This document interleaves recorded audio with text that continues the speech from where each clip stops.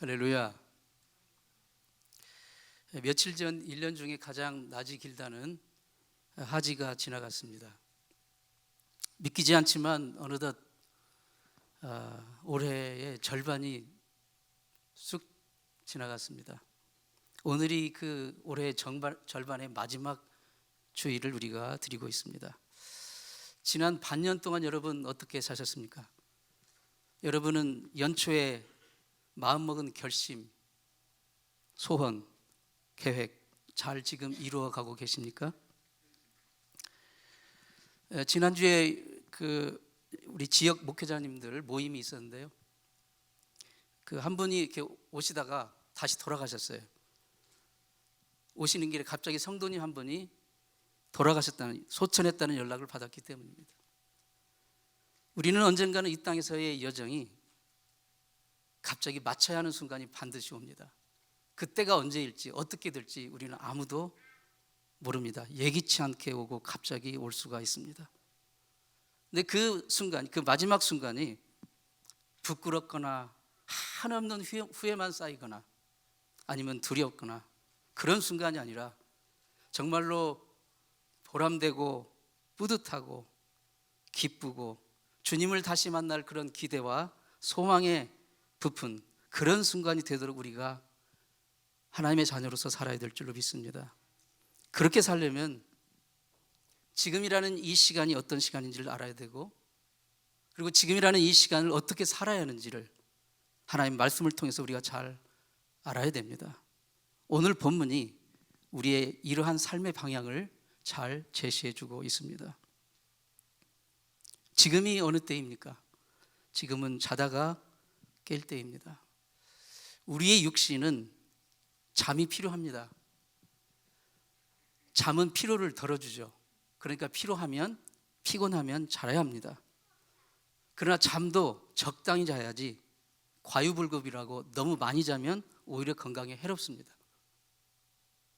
저는 희한하게 잠을 일정 시간 이상 이렇게 넘게 자면서 골치가 아픕니다. 그럼 딱 일어나면 골치가 개요. 참 신기한 거죠. 너무 자면 안 좋습니다. 잠을 무조건 오래 잔다고 좋은 게 아니더라고요. 조금 자더라도 깊이 숙면하는 것, 그것이 건강에 좋답니다. 잘 숙면하는, 그런 푹 잘 자는 복이 있기를 바랍니다.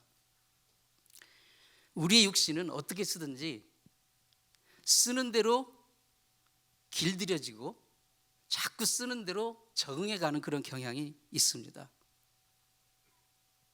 서양 사람들이 처음에 한국 김치나 불고기 이렇게 맛을 보면 좀 매워서 질겁을 합니다. 처음 맛보는 사람. 그런데 이거 한두 번 계속 먹다 보면 그 깊은 맛에 매료가 되고 결국은 익숙해지고 나중에는 그렇게 매운 것도 그렇게 맛있다고 하면서 먹고 찾게 됩니다. 소위 요즘에 그 K푸드, 그런 그 문화로. 잠도 그렇습니다. 여러분 다들 잠이 부족하다는 걸 많이 느낄 텐데요. 잠도 자면 더 자고 자고 싶어지고 더 자게 됩니다. 그런데 여러분 걱정 마세요. 정말 실컷 잘 때가 옵니다. 나중에 죽으면 실컷 잡니다. 공동묘지 가면 비석이 뭐라고 써있어요? RIP, Rest in Peace, 고이 잠들다. 평생 영원히 잘 것입니다. 우리 육신은 잠이 필요하지만 그런데 우리의 영혼은 잠을 자지 않습니다. 영이신 하나님도 주무시지 않습니다. 시편 121편 4절에 이스라엘을 지키시는 자가 졸지도 아니하시고 주무시지도 아니하시는도다. 이스라엘 지키시는 자, 즉 하나님이 졸지 않으시고 주무시지도 않는 하나님. 그런데 잊지 말아야 할 사실은요, 우리의 원수 마귀도 영적인 존재이기 때문에 잠을 자지 않고 눈을 부릅뜨고 우리를 노리고 우리를 삼키려고 기회를 찾고 있다는 사실입니다. 베드로전서 5장 8절에 근신하라, 깨어라, 너희 대적 마귀가 우는 사자같이 두루 다니며 삼킬 자를 찾나니. 마귀도 영적인 존재이기 때문에 세 가지 영적인 존재가 있어요. 하나님 영적인 존재고요, 천사와 마귀가 영적인 존재고 우리 사람이 영적인 존재입니다. 그래서 이 영적인 그 영혼은 자지 않아요. 그러니까 하나님도 주무시지 않고 마귀도 자지 않고 천사들도 자지 않습니다. 우리의 영혼도 그렇습니다. 우리가 영적으로 잠을 잔다는 것은 그러므로 심각한 문제인 거예요. 그것은 곧 마귀의 공격에 무방비로 노출된다는 것을 의미합니다. 왜 우리가 영적인 잠에서 깨어나야 합니까? 하나님도 우리를 도우시기 위해서 이스라엘 지키시는 자가 졸지도 아니하시고 주무시지도 아니하시는데 정작 우리의 영혼은 졸고 있어요. 우리 영혼은 자고 있어요. 그런 문제지 않습니까? 우리를 공격하는 마귀도 깨어서 기회를 노리고 있는데 정작 우리 영혼은 졸고 있어요. 얼마나 심각한 문제입니까? 본문 11절 말씀에 또한 너희가 이 시기를 알거니와 자다가 깰 때가 벌써 되었으니 이는 이제 우리의 구원이 처음 믿을 때보다 가까웠습니다. 영적인 잠을 잔다는 것은 무엇을 의미합니까? 이 본문의 그 자다라는 헬라 그 단어의 뜻은 신경이 마비되어서 감각을 못 느끼는 상태를 말합니다. 신경이 마비되어 감각을 못 느끼는 상태. 여러분 겨울에 피부에 동상이 걸리면 어떻게 됩니까? 무슨 현상이 나요? 동상 걸리면 무감각해져요. 뾰족한 것으로 찔러도 아픈 줄 몰라요. 동상 걸리면. 그리고 불에 가까이 가도 뜨거운 줄 모릅니다. 왜요? 감각이 없기 때문에. 왜요? 그 동상 걸린 부분에 신경이 정상적으로 흐르지 않고 피가 정상적으로 통하지 않기 때문에 그렇습니다. 그러니까 정상적인 생명 공급이 정지된 상태가 되는 거예요. 무감각이라는 것이. 그래서 그대로 그냥 놔두면 어떻게 돼요? 썩는 거예요. 썩으면 죽는 겁니다. 감각이 없다는 것은 그래서 정말 무서운 일입니다. 우리가 감기 걸린 것도 사실은요 감사해야 돼요. 왜냐하면 몸에 해로운 바이러스나 균이 들어왔기 때문에 그것을 몸이 자동적으로 싸우기 위해서 지금 열이 나고 감기에 우리가 걸리는 거예요. 감각이 있기 때문에, 감각이 살아있기 때문에 그런 것입니다. 영적으로 무감각해지는 것은 정말 끔찍한 것입니다. 무서운 것이에요.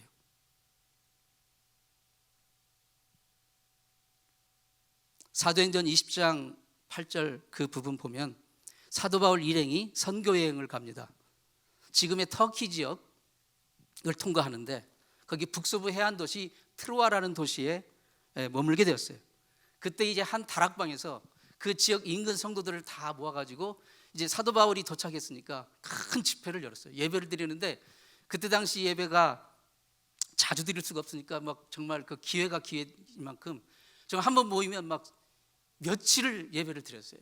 그러니까 그날도 정말 집회가 길어졌습니다.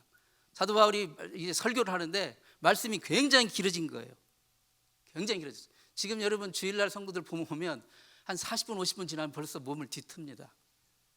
그래서 저는 그 안에 끝냅니다. 근데 정말 그 중국의 지하 교회나 지금의 정말 핍박받는 그 교회 성도들은 모이기가 힘드니까 모이면 정말 서너 시간은 물론이고 며칠 시간 이렇게 모여서 기도하는 거예요. 성경 찬송 웬만한 건 다 외워서 부르고 읽고. 근데 그때도 그렇게 사도 바울의 설교가 길었던 거예요. 그날 수많은 사람이 모였는데 그중에 유두고라는 청년이 있었어요. 성경이 그 이름을 굳이 말하고 있어요. 왜냐하면 기억하라고. 유두고라는 청년이 사람이 꽉 찼는데 벽이 이제 그 다락방에 모여서 다락방이니까 벽이 있는데 거기 난간이 있을 거 아닙니까? 난간에 창문이 있는데 창문 이 틈 사이로 걸터서 앉아서 설교를 들었던 거예요. 근데 설교가 길다 보니까 꾸벅꾸벅 이 청년이 졸다가 난간에서 그만 아래로 떨어졌는데 그 자리에서 죽었어요. 그 자리에서 숨이 떠났어요. 나중에 이제 하나님의 그 기적의 능력으로 다시 살려주셨지만 어쨌든 그 자리에서 죽는 사고가 발생했습니다. 여기서 쓰여진 그 졸다, 유두고가 졸았다는 그 졸다라는 헬라어 단어와 오늘 본문의 자다라는 단어가 동일한 단어예요. 그러니까 이것은 뭐예요? 뭘 말합니까? 죽는 걸 의미합니다. 졸거나 자면 영적으로. 영적인 죽음, 심판. 군대에 가면 보초수칙이 있죠. 우리 젊은 분들 군대 갔다 오신 분들 아시죠? 보초수칙이 가장 중요한 것이 뭐예요? 졸면 죽는다. 여러분 하이웨이 달리실 때 졸음운전 어떻게 해요? 죽을 수가 있어요. 죽을 수가 있는 거예요. 영적인 세계에서 조는 것은 유두구처럼 떨어져 죽는 것을 보여주는 거예요. 즉 영적으로 잔다는 것은 죽느냐 사느냐는 생과 사의 문제와 직결되어 있다는 말입니다. 본문은 우리의 구원이 처음 믿을 때보다 가까웠다라고 말합니다. 그렇기 때문에 영적인 잠에서 얼른 깨어나야 한다고 말씀하고 있는 거예요. 여러분, 이 세상을 한번 살펴보십시오. 제가 굳이 여러 가지 말하지 않더라도 이 세상의 모습을 보세요. 이 세상이 우리에게 구원을 줍니까? 이 세상이 우리에게 희망을 줍니까? 이 세상에서 우리가 희망을 찾을 수가 있습니까? 지난주에 그 뉴스에 보니까 클리브랜드에 사는, 오하이오 클리브랜드에 사는 젊은 20세 엄마 여성이 16개월 된 아이를 집에 혼자 놔두고 자기는 배낭 메고 푸에르토리코로 8일 동안 베케이션 여행을 갔어요. 16개월 된 아이를 그냥 놔두고, 딸아이를 놔두고. 그리고 실컷 놀고 돌아와 보니까 어떻게 됐어요? 아이가 굶어서 죽어 있었어요. 여러분, 어떻게 그런 일을 하지 모르시지만요, 이게 세상입니다. 이런 세상에 희망이 있습니까? 이런 세상이 우리에게 희망을 줄 수 있습니까? 주님께 받은 구원의 생명을 우리가 전해줘야만 우리가 세상에 희망을 줘야 되는 거예요. 어제 뉴스에 보니까 아이다호에 이제 이웃하는 집이 있었는데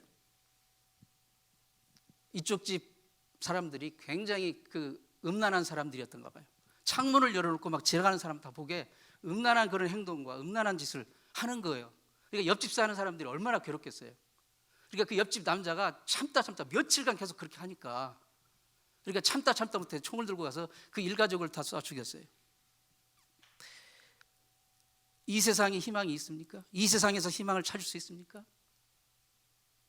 이 세상에 우리가, 하나님의 자녀된 우리가 줄 수 있는 게 무엇입니까? 예수 그리스도의 생명, 그 복음을 전해서 그들 이 세상에 희망을 줘야 되는 거예요.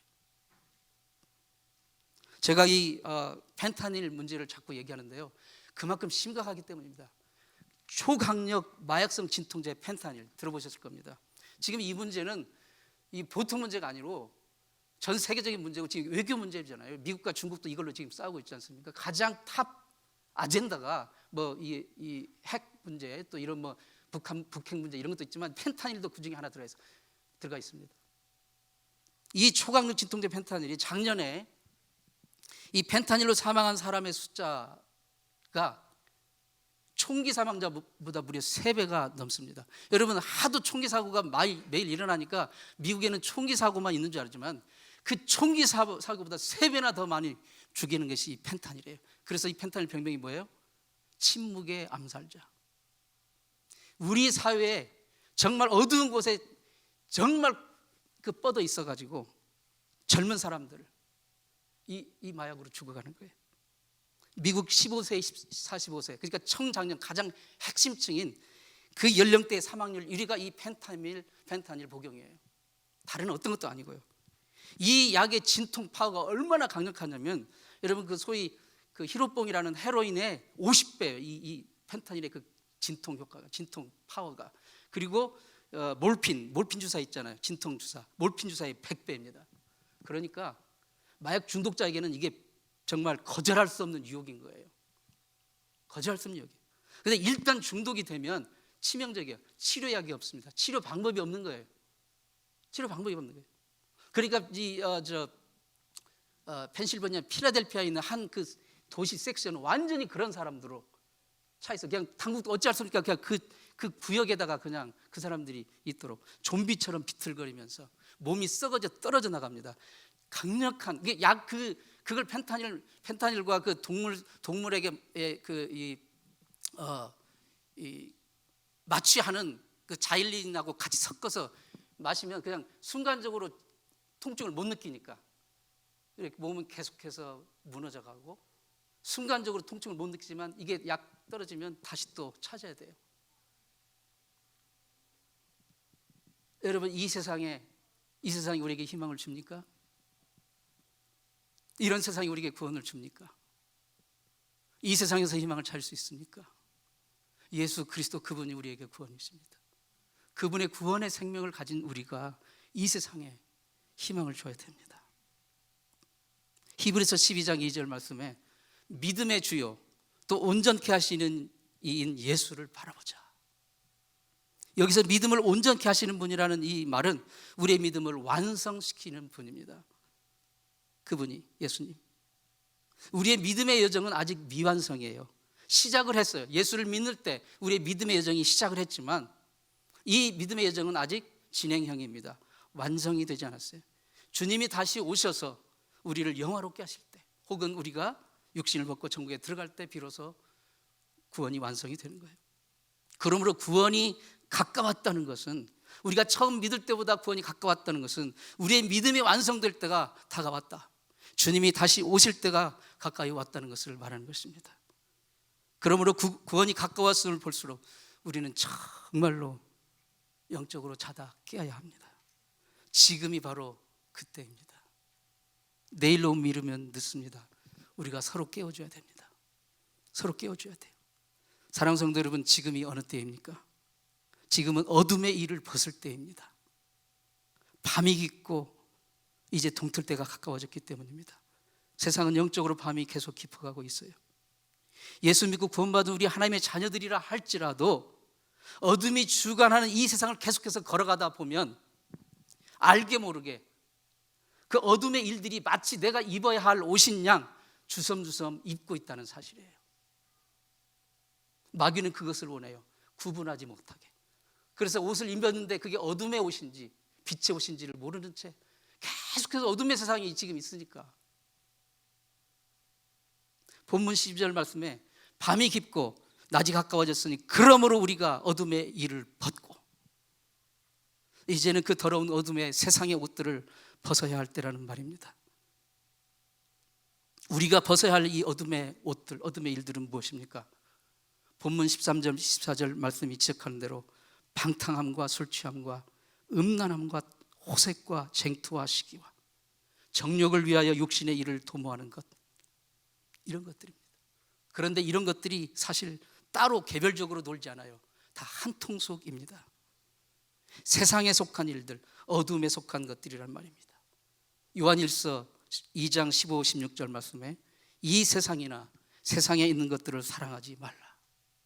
이 세상에 있는 것, 모든 것은 육신의 정욕과 안목의 정욕과 이생의 자랑이니 다 아버지께로부터 온 것이 아니요 세상으로부터 온 것이니라. 여러분, 이런 것들이요 우리를 막 눈을 부라리면서 막 무섭게 이렇게 협박하지 않습니다. 굉장히 교모하고 그럴듯하게 포장이 되어서 우리에게 다가와요. 그러니까 우리가 내가 입을 옷도 아닌, 내가 입어서는 안 될 옷인데 그냥 걸치는 거예요. 순간적으로 그냥 문화에 흡수되어서, 그냥 흐름에 흡수되어서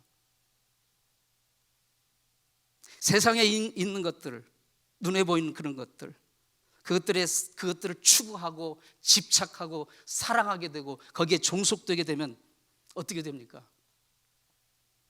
아마도 이런 노래를 흥얼거리지 되지 않을까요?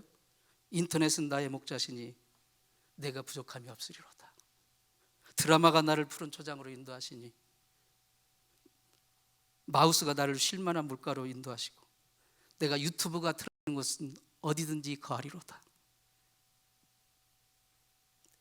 우리가 세상 문화에 완전히 등 돌리고 살 수는 없겠지만 우리가 세상 문화와 문명의 이기들을 복음 전파를 위해 잘 지혜롭게 활용해야 되겠지만, 그러나 그것들을 너무 사랑하고 거기에 쏙 빠진 나머지 주와 객이 전도되어 그것이 내 인생을 인도하는 목자가 되어버리는 순간 우리는 세상의 노예가 될 수밖에 없는 것이죠. 어둠의 옷을 걸치고 어둠의 길을 갈 수밖에 없는 거예요. 우리가 궁극적으로 인생에서 추구하고 사랑해야 될 그 대상이 누구입니까? 우리가 궁극적으로 추구하고 사랑해야 될 그 대상은 살아계신 우리 하나님이십니다. 그분이 우리의 구원자이시기 때문에 그분의 생명의 말씀입니다. 그분이 그토록 구원하시기를 원하시는 그 수많은 죄인들, 그 수많은 그 영혼들을 우리가 사랑하여 주님의 생명의 복음을 전해줘야 하는 것, 그게 우리가 추구해야 될 일이고 우리가 사랑해야 될 일입니다. 눈에 보이는 육신의 정욕, 안목의 정욕, 이생의 자랑을 사랑하지 말고 살아계신 하나님과 그분의 생명의 말씀과 그리고 하나님이 사랑하시는 묻 죽어가는 불쌍한 영혼들을 우리가 진심으로 주님의 사랑으로 사랑할 때 우리는 이 어둠의 옷들을 벗게 될 것입니다. 지금이 어느 때입니까? 빛의 갑옷을 입을 때입니다. 어둠의 일을 벗은 후 우리가 입어야 할 옷이 무엇입니까? 바로 빛의 갑옷이에요. 왜 우리가 이 빛의 갑옷을 입어야 합니까? 요한일서 1장 5절과 7절 말씀 보면 하나님은 빛이시라.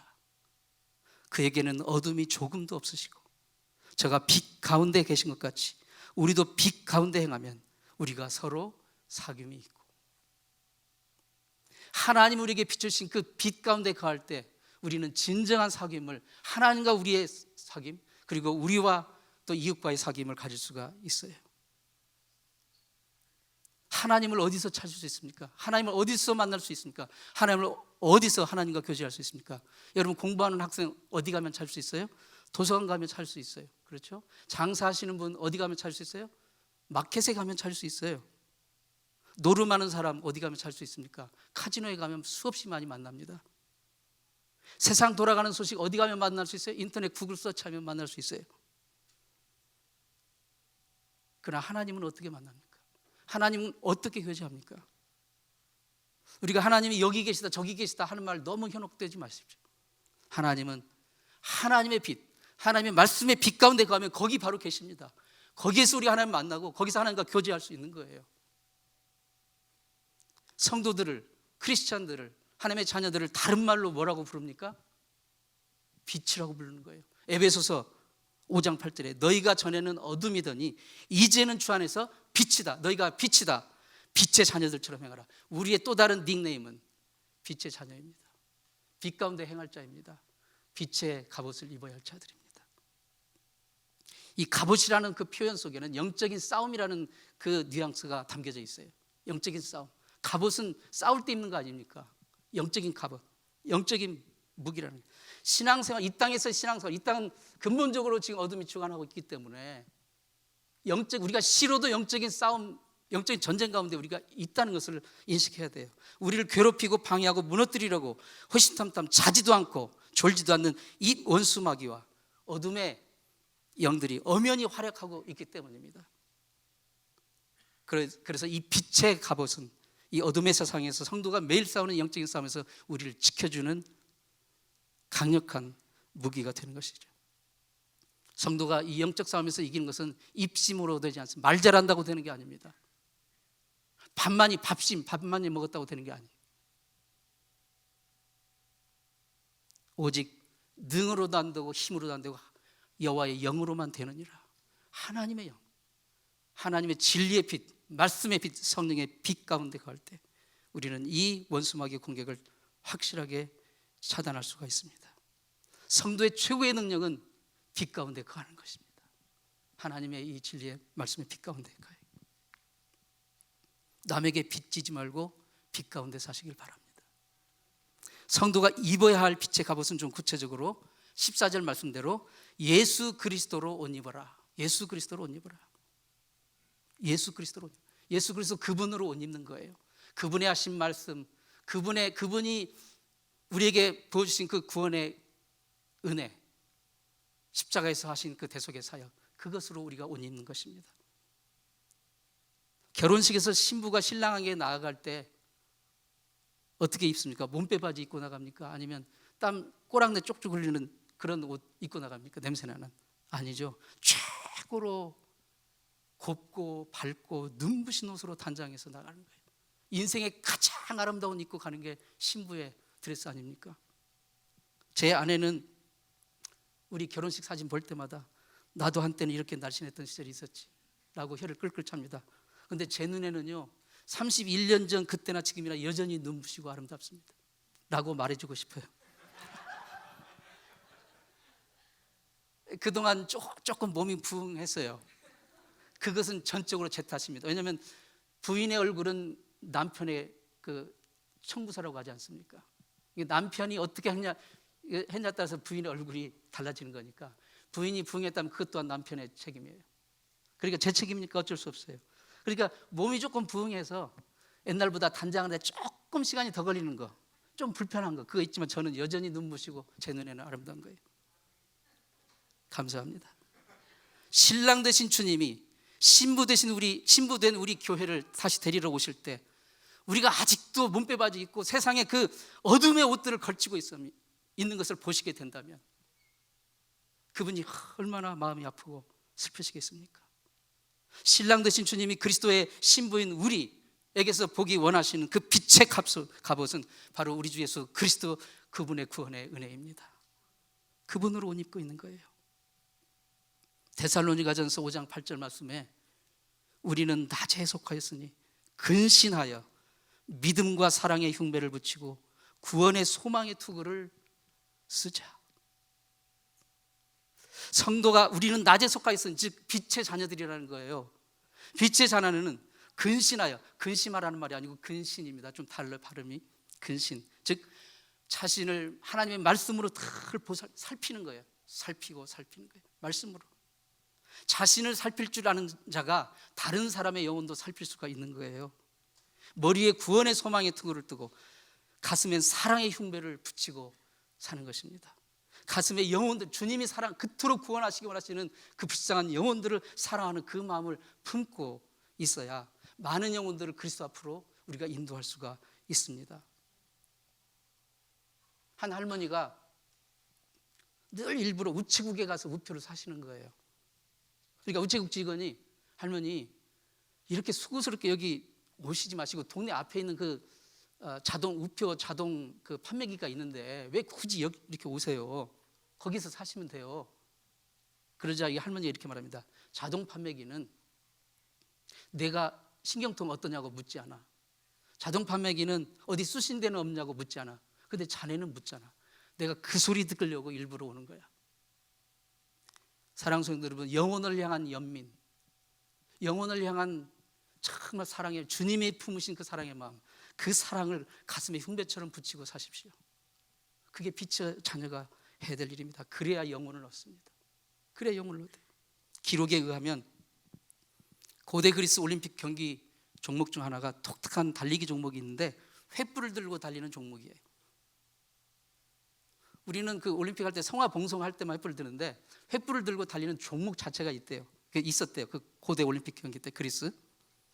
근데 그거는 무조건 결승선에 먼저 들어온 사람이 이기는 게 아니라 횃불이 끝까지 꺼지지 않고 먼저 들어온 사람이 이기는 거래요. 횃불이 끝까지 꺼지지 않고.